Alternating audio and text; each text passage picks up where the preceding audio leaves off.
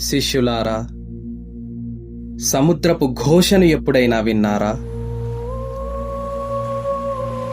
ఆ కెరటాల సవ్వడిలో కేవలం నీటి శబ్దం మాత్రమే కాదు, ఒక మహాద్భుతమైన చరిత్ర దాగి ఉంది. అది మనుషులు రాసిన చరిత్ర కాదు, మహాసముద్రం కన్నీళ్లతో రాసుకున్న ప్రళయ శాసనం. ఆ కుమారస్వామి సూరపద్ముడిని చీల్చి చెండాడి విశ్రమించిన రణక్షేత్రం. ఆ పవిత్రమైన మట్టి మీదకు డచ్ వాళ్ళు వచ్చారు. వ్యాపారం పేరుతో వచ్చి ఆ గర్భగుడి తలుపులు బద్దలు కొట్టారు.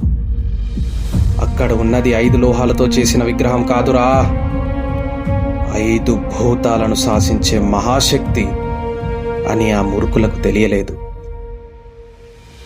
పసిడి విగ్రహం అనుకొని ఆ షణ్ముఖుడిని తమ నౌకలోకి ఎక్కించారు.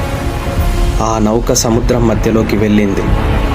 అప్పటి వరకు నిశ్శబ్దంగా ఉన్న ప్రకృతి ఒక్కసారిగా పడగ విప్పింది.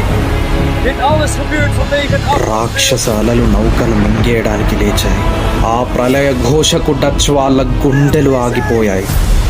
తమ ప్రాణాలు కాపాడుకోవడానికి వణుకుతున్న చేతులతో ఆ స్వామిని సముద్ర గర్భంలోకి విసిరేశారు.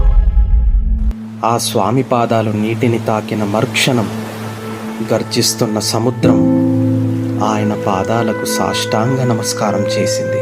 కానీ ఆ తిరుచెందూర్ దేవుడు లేక ఏడుస్తోంది. 5 ఏళ్ళు 5 మహాయుగాల్లా గడిచాయి.